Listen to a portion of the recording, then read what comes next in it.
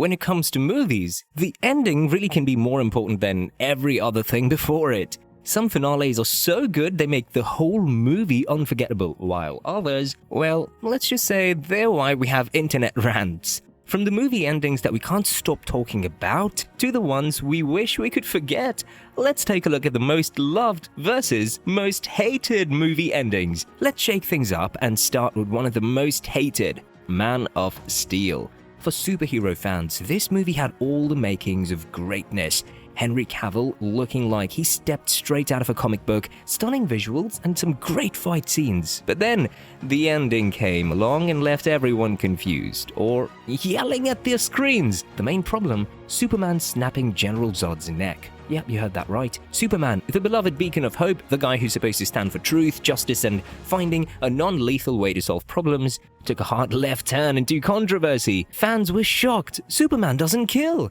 It felt so out of character for the world's most wholesome hero. Plus, the movie spent so much time building up his moral compass, only to shatter it in the climax. And let's not forget the collateral damage. Superman and Zod fight leveled half of Metropolis. The destruction was so over the top that it puts most people off. The scene left fans wondering, why didn't Superman take the fight somewhere less populated? All in all, Man of Steel had the potential to be a superhero masterpiece, but its ending turned out to be one giant disappointment. For many fans, it was less up and away and more down, and what were they thinking? Let's move on to the most loved ending, Fight Club. Sure, the number one rule of Fight Club is not to talk about it, but let's be honest, the ending makes that rule impossible to follow.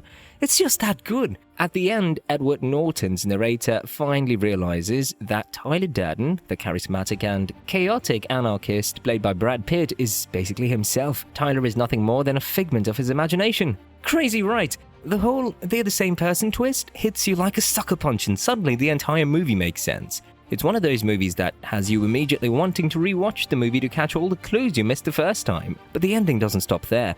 After a wild psychological showdown with himself, the narrator shoots himself in the cheek to kill Tyler, which somehow works due to movie logic. And just when you think the chaos might be over, the buildings outside start blowing up.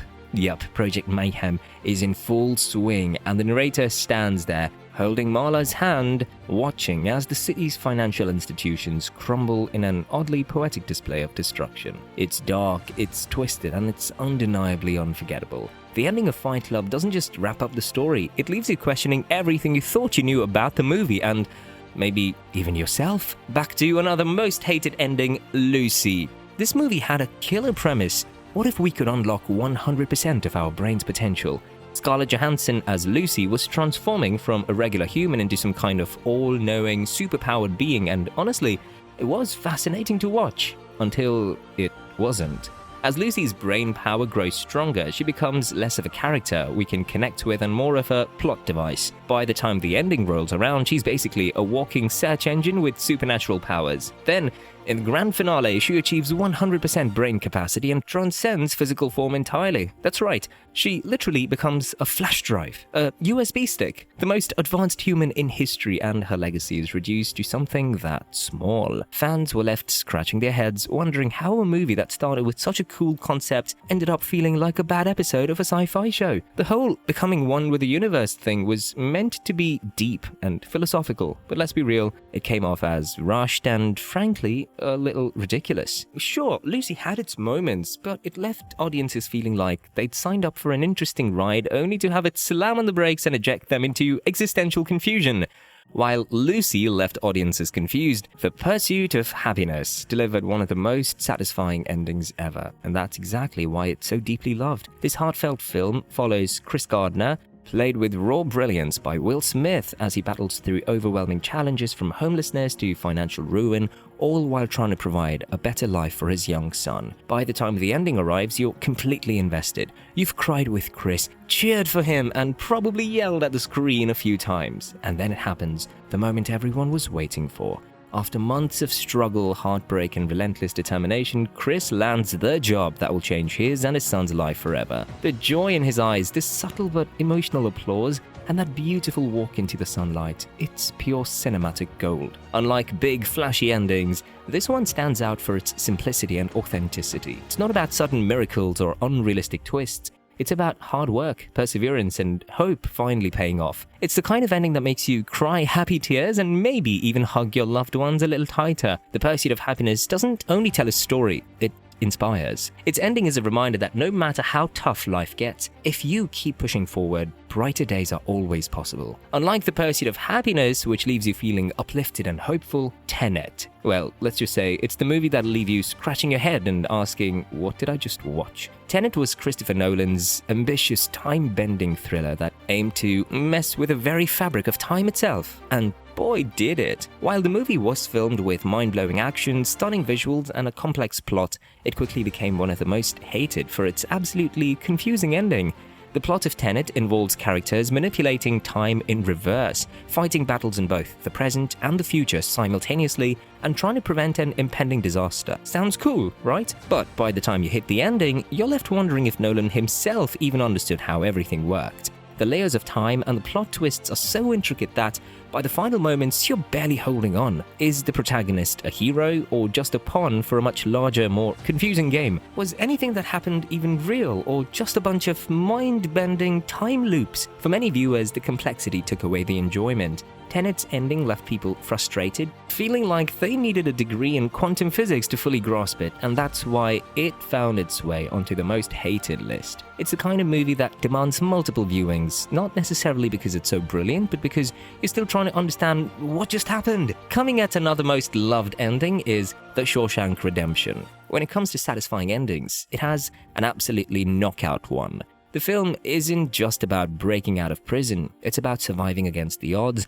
holding on to hope even when everything around you says there's none to be found. The whole story is set in the brutal Shawshank prison, a place where life for prisoners is cheap, corruption runs deep, and the idea of freedom seems like a distant dream. Andy Dufresne, played by Tim Robbins, endures unimaginable hardships, from false imprisonment to dealing with corrupt guards, yet he never gives up. His eventual escape is nothing short of legendary, digging through miles of sewage, crawling through tunnels, and finally breaking free, against all odds. But the ending doesn't stop there. Red, played by Morgan Freeman, eventually completes his sentence and is released, finding hope in Andy's letter and the promise of a better life beyond the prison walls. When the two reunite on a beach in Mexico, it's a moment of pure emotional payoff. The beauty of the ending is that we don't need to know what happens next. There's no need to see Andy and Red living there happily ever after.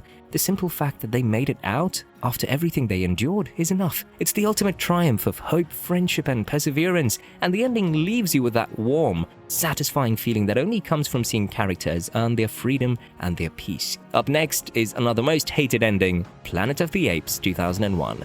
This movie had everything, action, suspense, and plenty of talking apes, but its ending? It's one of those twists that made audiences cringe. After Leo Davidson, played by Mark Wahlberg, struggles through a world ruled by apes, he thinks he's finally found a way to escape. He flies back to Earth, believing he's made it home, but when he lands, he's hit with a surprising revelation.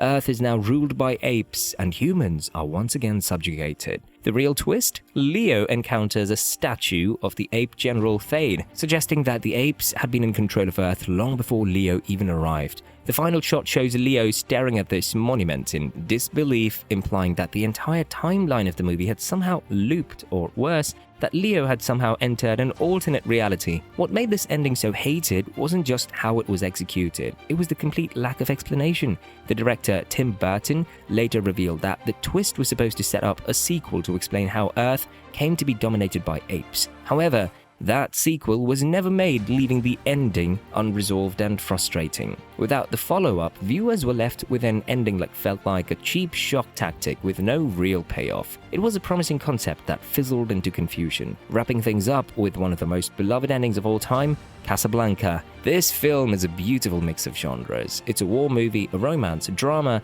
and even has some funny and suspenseful moments. But what really makes Casablanca stand out is how effortlessly it balances all these elements. It never makes a false move narratively or emotionally, and that's part of why it remains timeless. But let's be real, Casablanca is legendary not only for its incredible cast or its beautiful cinematography, but for its absolutely perfect ending. There's suspense, heartbreak, heroism, and hope all coming together in the most satisfying way. Every line of dialogue in the final scene is iconic, and it's one of those movies where the emotional payoff feels so real that you can't help but be moved. The airport setting may not be the most realistic, and you can make fun of the slightly theatrical acting if you're being picky, but when it comes to emotional weight, Casablanca nails it. The ending is so beautifully written, so sharp and so powerful that it might just be the greatest movie ending in history, no exaggeration needed.